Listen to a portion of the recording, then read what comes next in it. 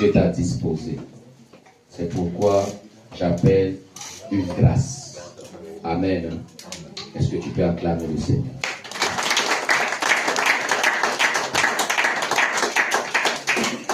S'il y a une maman à côté de toi, tourne-toi et dis-lui, tu es la reine de la joie. Si quelqu'un ne te dit pas bien, touche-lui, dis-lui, dis-moi bien, je suis la reine. Amen. Les mamans sont une couronne. On a vu le dimanche passé le rôle des mamans au sein de l'Église. Et le rôle des mamans dans la société et le rôle de maman un peu partout dans le monde entier. Les mamans sont très capitales. Amen. Et ici, à l'église de Chandelier, Jésus la solution, nous allons beaucoup mettre l'accent sur les mamans. Amen. C'est très important. Donc, si toi, maman, tu es là, sache que nous t'aimons. Et nous comptons sur toi comme Dieu compte sur toi, afin que le zèle, la force qu'il a mis en toi, soit plus davantage déployée. Alléluia. Et ce matin, nous continuons encore dans la même lancée. On a traversé le lundi de Pentecôte. On a vu comment Dieu avait organisé pour que le Saint-Esprit descende. Amen. Et ce Saint-Esprit a attendu un moment qui devait concorder à une fête des Juifs, qui est la Pentecôte, qui veut dire la fête des récoltes d'agricoles. Donc c'est la fête où les Juifs et tout le monde venaient élever tout ce qu'ils ont produit dans leur champ. Amen. Pour sacrifier, présenter à Dieu. Et Dieu a attendu ce moment pour faire exploser sa gloire, afin que ceux qui étaient cachés soient vus. Et ceux qui avaient peur vont avoir la force et le courage. Il y a des moments dans ta vie que Dieu attend des pareils moments pour découvrir en toi ce que tu es. Amen. Il y a des moments dans ta vie, Dieu attend des situations pareilles, comme aujourd'hui, pour t'encourager et te dire que tu peux encore, et il y a encore de l'espoir dans ta vie. Amen. J'ai tellement aimé la louange de ce matin. Amen. Jésus, même quand tu vas faire 4 jours dans le tombeau, il ne va jamais t'abandonner. Jésus n'abandonne jamais. Dis avec moi, Jésus n'abandonne jamais. Donc s'il y a une personne ce matin qui est là et qui s'est présentée avec tous ses problèmes, Dieu veut tout simplement lui dire, malgré la durée de tes problèmes, malgré la durée de ta situation, Dieu ne t'a pas abandonné. Et quand tu crois en cela, cela devient vrai dans ta vie. Alléluia. Donc ce matin, Dieu est tellement merveilleux qu'il veut te rappeler, même dans la louange, qu'il ne t'a pas abandonné. Sur la mer, il y avait eu ce problème. Aujourd'hui, la mer où l'eau représente la vie. On n'est plus dans la barque avec Jésus comme au temps d'avant. Mais aujourd'hui, on est dans la barque avec Jésus sur la terre et à Nevers. Et aussi longtemps que les mêmes problèmes ont produit pendant qu'ils étaient à Jérusalem, où ils traversaient la mer, aujourd'hui, nous traversons ces mêmes problèmes avec Jésus. Amen. Mais à la seule différence, nous ne sommes pas sur l'eau. Mais c'est les mêmes effets. Les gens avaient peur, les disciples ont crié, Jésus, sauve-nous, nous sommes en train de mourir. Beaucoup de personnes parmi nous crient. Moi-même, je crie. Amen. Ça fait presque 2 ans aujourd'hui. Je criais, Seigneur, je ne travaille pas, Seigneur, je ne travaille pas. Mais ça fait 1 semaine, j'ai trouvé le travail. Je croyais que tu allais acclamer le Seigneur. Ça, ce n'est pas un marabout qui a fait ça, c'est Dieu qui a fait ça. Alléluia. Donc, on crie tous les jours, Seigneur, au secours. Il y a quelqu'un, tu es là, tu cries au secours. Dieu veut te dire, mon frère, ma soeur, qu'il est dans la barque avec toi. Amen. Aie la foi. Aie confiance en Dieu. Et tu verras sa gloire manifestée dans ta vie. Alléluia. quelle qu'en soit la durée de la nuit, le soleil apparaîtra. Bien-aimés dans le Seigneur, quand Jésus va dire, attendez-moi quelque part, je vous enverrai celui à qui vous allez faire route ensemble. Hier, on était au centre de formation biblique et la parole de Dieu disait que pourquoi Jésus n'avait pas envoyé le Saint-Esprit le lendemain quand il est parti. Pourquoi Jésus-Christ n'avait pas envoyé le Saint-Esprit 2 semaines après qu'il est parti. Pourquoi Jésus n'avait pas envoyé le Saint-Esprit en 3e semaine? Amen. Amen. Et on a vu 4 choses que Jésus attendait que ces gens-là puissent accomplir afin que ce que Dieu attend d'eux puisse manifester davantage. Amen. Parce que bien aimé, il y a une chose que tu dois savoir, c'est que Dieu ne peut pas agir dans ta vie tant que tu n'es pas prêt. Quelqu'un n'a pas dit Amen. Amen. Bien aimé, si tu n'es pas prêt, Dieu ne peut pas travailler avec toi. Amen. Si tu n'es pas fort, Dieu ne peut pas t'utiliser. Il faudrait que tu... Regardez, quand Dieu veut utiliser Gédéon, Gédéon était faible, mais Dieu ne peut pas travailler avec lui. Il a fallu qu'un ange vienne lui dire, Gédéon, tu as une force en toi, lève-toi, prends cette force, va avec. C'est quand tu pars que moi, l'Éternel, je vais activer ma force. Amen. Amen. Alléluia. Amen. Nous marchons tellement dans la peur, nous marchons tellement dans la crainte, au point où Dieu ne peut pas nous utiliser. Et ce matin, Dieu veut venir décourager une personne en lui disant, abandonne la peur. Amen. Non. Alléluia. Amen. Dieu veut encourager. Amen. Abandonne la peur. Et aie la foi en Dieu, aie la confiance en Dieu. C'est très important, bien aimé. Il y a 4 choses que le Saint-Esprit attend de nous. Amen. Premièrement, l'obéissance. Amen. Et c'est ce que tu as fait ce matin. C'est à cause de l'obéissance que tu t'es rendu ce matin dans la présence de Dieu. Vrai ou faux? Amen. Si je pose la question, est-ce que tu voulais venir? Tu vas dire non. Amen. Amen. J'ai au moins 2 témoins, 3 témoins ici. On s'est bagarré ce matin depuis la nuit pour qu'ils soient là. Ce matin, ils m'ont dit, non, bon, mais ça va, il y a la fatigue, il y a la maladie, je ne viens plus.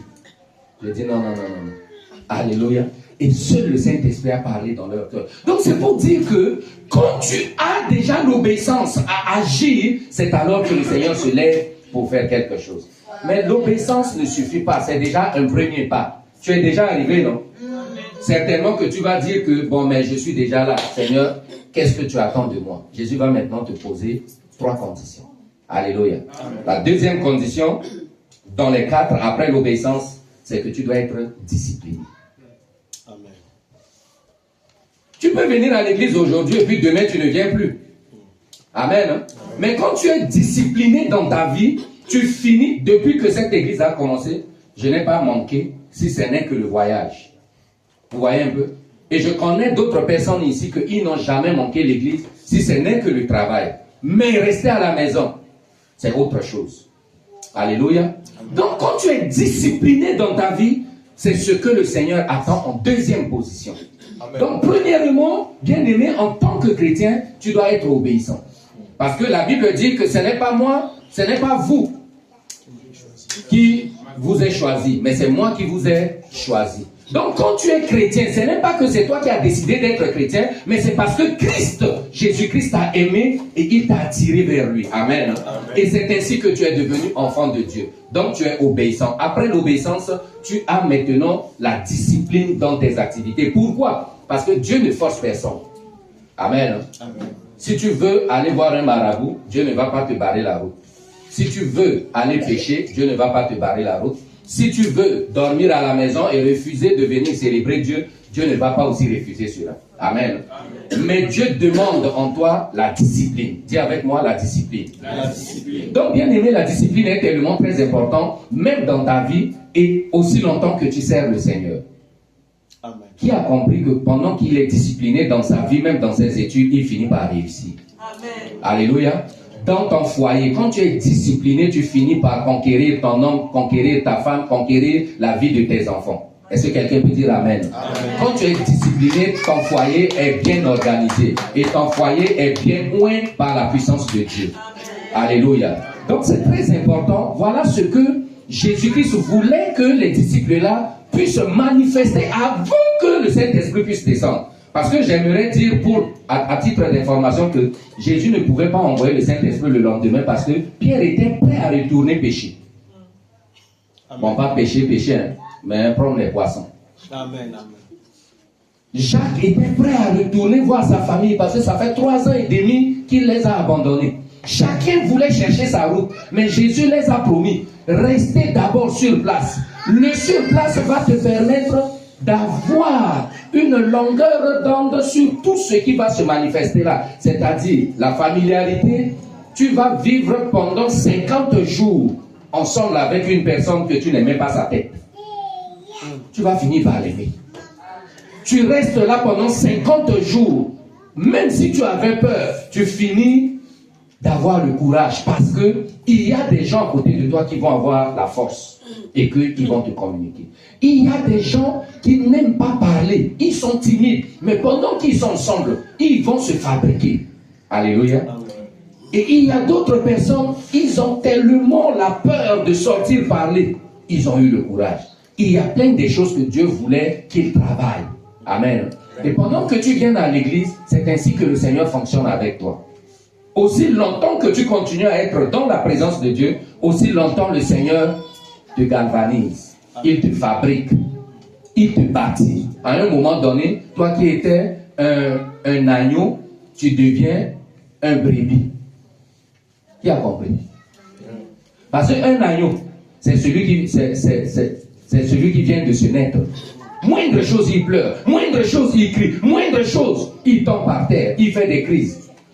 Mais un brebis, c'est quelqu'un qui peut aller se chercher seul. C'est quelqu'un qui peut supporter les caprices des autres. Alléluia. Et Dieu attend de nous tout ça. Donc la discipline est très importante. Troisième point, nous avons la disponibilité. Tu dois te disposer.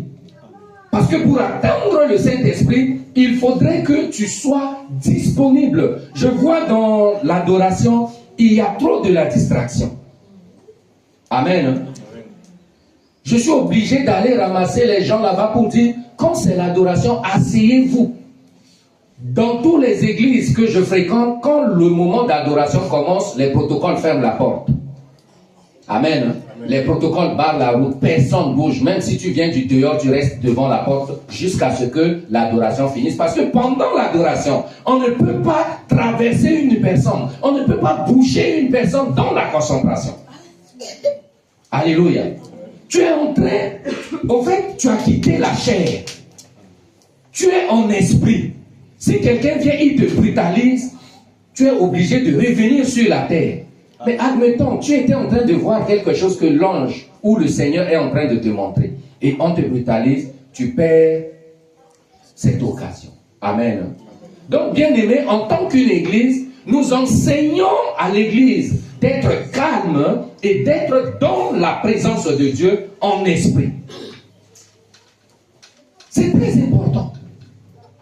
Après, on va dire que Dieu ne travaille pas dans cette église. On va dire qu'il n'y a pas guérison dans cette église. Vous savez pourquoi les gens quittent les églises? Parce que tellement qu'ils ont fait 10 ans dans l'église et ils ne voient rien. Ils n'ont jamais été guéris. Ils n'ont jamais trouvé la solution à leurs problèmes. Ils voient maintenant que bon, mais ça ne vaut même pas la peine. Mieux vaut que je reste à la maison. Amen. Amen. Mais alors que Dieu n'a jamais changé. Amen. Il est celui qui guérit. Il dit, invoquez-moi au jour de la détresse et je vous répondrai. Et quand vous me chercherez, vous me trouverez. Amen. Mais si on vient à l'église, c'est pour chercher Dieu. Tout à l'heure, l'homme de Dieu a dit, qui a un témoignage? Or, si tout le monde était en esprit, certainement que quelqu'un allait dire, j'ai un témoignage. Pendant qu'on priait, Dieu m'a ouvert les yeux, j'ai vu ci, j'ai vu ça. Ou Dieu m'a dit, nous allons faire ceci selon les instructions que Dieu va donner. Il faudrait que nous arrivions à cette dimension. Ça ne sert à rien qu'on crie. Et soyez bénis, recevez. Il faudrait que tu sois bâti. Dis avec moi, amen. Amen. Il faudrait que tu sois formé. Tous ceux qui sont bien formés à l'école finissent par avoir une gain de cause. Tous ceux qui apprennent leurs leçons finissent par réussir dans leurs études. Donc aussi longtemps que tu es chrétien et que tu es assidu dans la parole de Dieu, tu finis toujours par faire des exploits. Amen. Amen. Alléluia. Amen. Donc nous refusons la stérilité. C'est-à-dire une vie de surplace. Une vie de tourner en rond. Une vie où tu es venu avec tes problèmes de janvier à décembre, tu es resté avec ton même problème. On refuse ça au nom de Jésus. Quand tu es venu avec les problèmes, que tu sors étant guéri. Quand tu es venu avec une situation tragique, que tu sors étant victorieux. C'est ça, servir le Seigneur. On ne peut pas dire qu'on sert Dieu et qu'on reste pauvre. J'aime bien ce que l'homme de Dieu dit et c'est ce qu'on dit ici. On ne peut pas ressembler au marabout et on ne peut pas ressembler aux pauvres. Parce que celui qui vit en moi est plus riche et est plus fort et c'est lui qui est le maître de toutes choses. Donc comment je peux être pauvre pendant que mon père est riche? Ça c'est de l'égoïsme, mais notre père n'est pas égoïste. Alléluia. Donc bien aimé, attache-toi à Dieu. Alléluia. Quatrième chose, la concentration. Souvent, Dieu peut t'utiliser. Dieu peut te bénir. Mais quand tu n'es pas concentré, tu ne sauras pas quoi faire. Amen. Alléluia. Amen.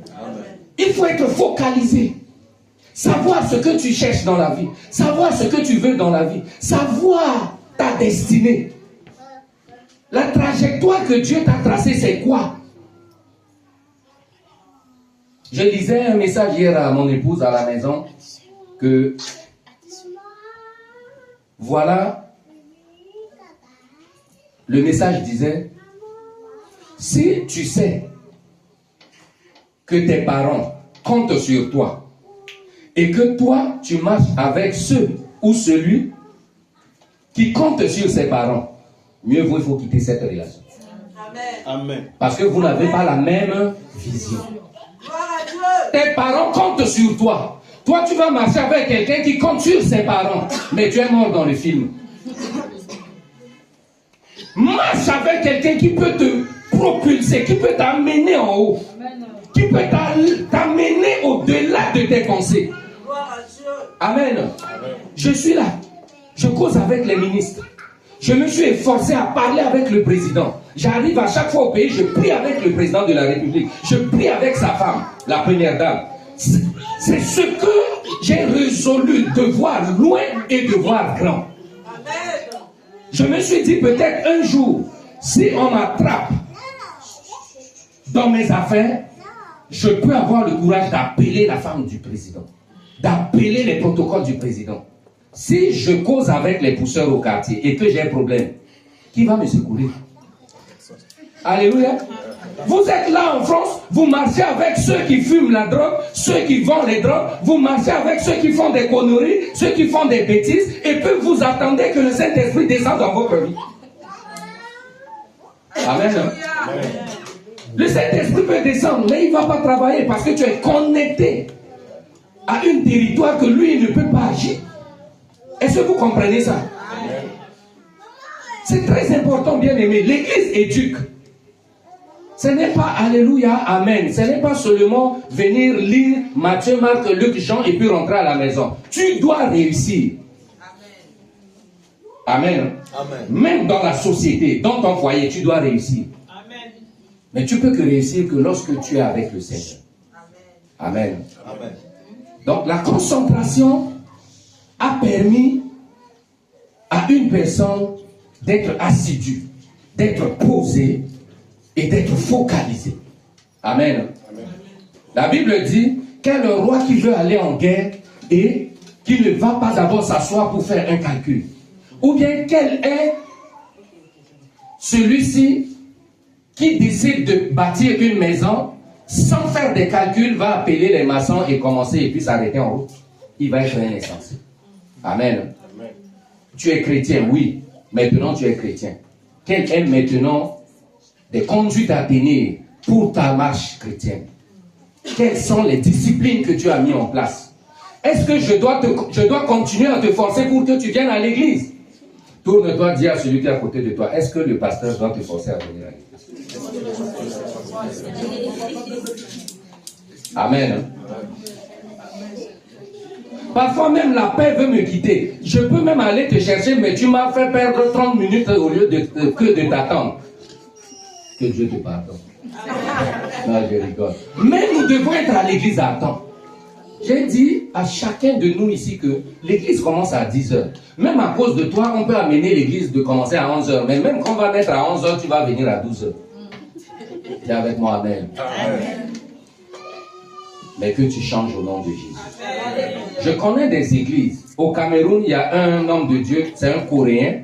Lui, quand il se lève pour prendre la parole, on ferme tout. Donc même quand il y a 100 personnes dehors, personne entre jusqu'à ce que le culte finisse. Et même quand tu demandes un taxi moto, ils vont connaître cette église parce qu'on dit c'est l'église qu'il n'y a pas de retard. Tout le monde arrive avant que le culte commence. Amen. C'est la discipline. Bien aimé.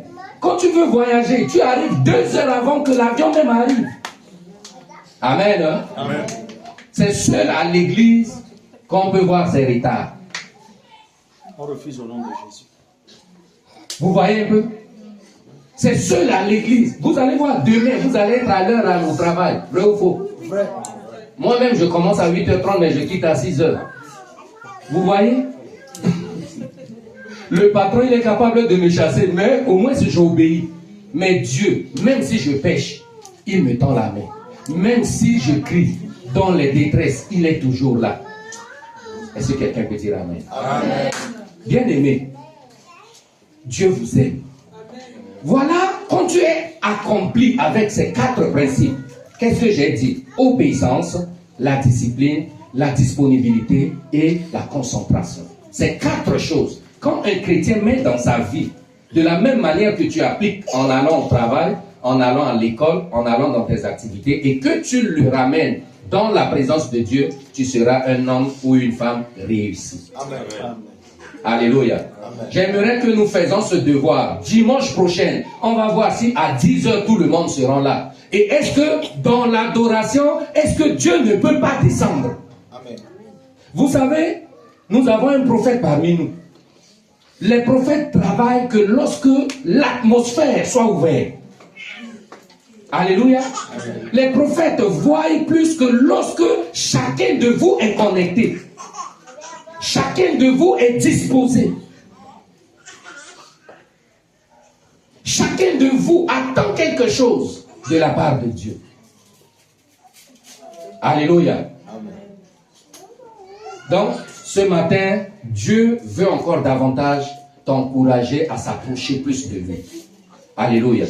Il y avait une femme, nous allons rapidement lire Luc 10, le verset 38 à 42. Nous connaissons bien cette histoire, mais nous allons quand même le lire. L'histoire de Marthe, qui est une amie à Jésus.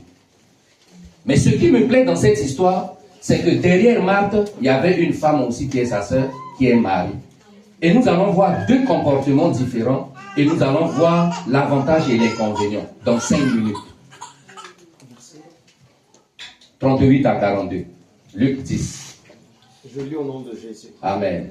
Comme Jésus était en chemin avec les disciples, il entra dans un village et une femme nommée Marthe le reçut dans sa maison. Elle avait une sœur nommée Marie qui s'étant assise aux pieds du Seigneur écoutait sa parole. Marthe, occupée à divers soins domestiques, survint et dit: Seigneur, cela ne te fait pas-il rien que ma sœur me laisse seule pour servir? Dis-lui donc de m'aider. Le Seigneur lui répondit: Marthe, Marthe, tu t'inquiètes et tu t'agites pour beaucoup de choses. Une seule chose est nécessaire. Marie a choisi la bonne part, qui ne lui sera point ôtée. Amen. Amen. Est-ce qu'on peut acclamer le Seigneur? Acclamer. J'ai dit d'acclamer tout simplement parce que toi-même tu fais partie de ceux qui ont choisi la bonne part. D'être dans la présence de Dieu. Alléluia. Pourquoi le roi des rois va réprimander Marthe et lui dire: mais tu te paniques pour beaucoup de choses et pour rien. Vous savez, Souvent, quand Dieu nous voit, et puis il pleure, et puis il dit, on se panique de beaucoup de choses. Amen. Amen. Quand tu vois même ta vie, tu vois les programmes de ta vie, tu comprends même que Jésus est en train de te dire que tu te paniques de beaucoup de choses. Quand nous lisons Psaume 127, la Bible dit que même pendant le sommeil, Dieu donne à ses bien-aimés. Pendant que les autres vont se bagarrer pour avoir de quoi manger. Pendant qu'ils vont gagner à la sueur de leur front. Mais la Bible dit à mes bien-aimés, c'est-à-dire à ceux qui me servent. Dieu répond à leurs besoins. Je vous ai dit, j'ai fait 2 ans sans travailler. Non? Amen. Mais je vis 2 fois plus mieux que ceux qui gagnent le salaire que je suis encore allé chercher gagner. Si ce n'est pas à cause de la bouche des gens, je n'allais même pas travailler. Parce que quand je ne travaille pas, c'est les gens qui vont faire Congo ça. Ils ne travaillent pas. Ils ne travaillent pas. Or, pendant que je ne travaille pas, là, je demande aussi rien à quelqu'un au quartier. Est-ce que vous comprenez un peu? Dieu s'occupe de toi même quand tu travailles. Dieu prend soin de toi pendant que tu es à ses pieds. Dieu dit à Marthe, tu t'agites beaucoup. Marie a choisi la bonne part. Bien aimé. La Bible n'a pas dit que c'est Marie qui est l'amie de Jésus. Hein. C'est Marthe qui est l'amie de Jésus. Amen. Mais à cause de la connexion que Marie a avec Jésus, ça l'a qualifiée à être en première place que Marthe. Bien aimé, je veux dire à une personne ce matin, à une maman ce matin, que pendant que tu es assise au pied du Seigneur, pendant que tu es dans la présence de Dieu, le Seigneur va se souvenir de toi. Même dans les moments difficiles. Je vous ai dit ici la fois dernière que Marthe est la première personne à arriver devant Jésus quand Lazare est mort. Mais Jésus n'avait pas eu compassion de Marthe. Parce que Marthe n'avait pas d'intimité avec Jésus. Marthe ne comprenait pas le langage de Jésus. Marthe n'avait pas le réseau avec Jésus. Mais quand Marie est arrivée, la Bible dit, quand Jésus voya Marie, Jésus pleura. Amen. Amen. Quand tu sers Dieu devant tes situations, Jésus va prendre cela en main. Amen. Ne servez pas le Seigneur comme à l'accoutumée. Ne servez pas le Seigneur parce que c'est la religion. Servez le Seigneur parce que vous savez le pourquoi vous voulez le servir. Jésus-Christ, ce n'est pas une chose, c'est une réalité. Et Jésus-Christ est Dieu, il est vivant. Amen. Alléluia. Amen. Donc Dieu vous aime, bien aimé. C'est pourquoi ce matin, il veut encore davantage vous encourager à aller de l'avant avec lui.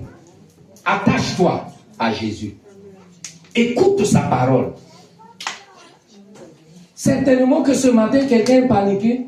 Mais quand tu es dans la présence de Dieu et que tu écoutes seulement que tu es un vainqueur, tu es un vaillant héros, tu es un champion, tu peux être guéri. Pourquoi les gens vont chez les docteurs qui vont juste parler, et puis on dit c'est fini la consultation? Comment on les appelle? Hein? Les psychologues, voilà. Psychologues. Alléluia. Quand tu arrives là, qu'est-ce qu'ils font? Est-ce qu'ils te posent les mains? Il est là, hein, avec son bic, et puis il dit, explique-toi. Tu finis d'expliquer, il dit, si encore une autre histoire, une histoire, réexplique encore. Et puis tu es là dans la colère, tu expliques tout, et puis il dit, voilà, c'est bon, tu es vidé. On se voit lundi prochain. Et il te salue, tu pars. Et là, tu es parti, là, c'est avec ta carte vitale, hein, c'est payant. Vous comprenez? Est-ce que quand vous rentrez à l'église ici, vous avez utilisé votre carte? Amen. Amen. Et en plus de ça, le Seigneur vous impose les mains. Amen. Et ma prière ce matin, si tu es venu ici étant malade, tu sortiras étant malade. Amen. Ce matin, Amen, voilà ce que Dieu veut faire. Il te prépare. Pour que tu prépares ton cœur. Parce que le Saint-Esprit va continuer son travail dans ta vie. Le Saint-Esprit va continuer son œuvre dans ta vie. Bien aimé, quand tu as été appelé chrétien, le Saint-Esprit est avec toi. Mais la seule chose qui fait que cela ne manifeste pas, c'est juste parce que aussi longtemps que tu as été obéissant, mais les 3 choses tu n'as pas mis en pratique. Et ce matin, Dieu t'encourage à mettre les 3 en pratique. Amen. Afin de voir la main de Dieu et de voir la gloire de Dieu ce matin. Je vais inviter le groupe de louanges à monter. Nous allons rentrer dans un temps de prière ce matin, afin que le Saint-Esprit qui visite chacun de nous, visite, que ce Saint-Esprit se réveille, que ce Saint-Esprit reprenne vie dans notre vie.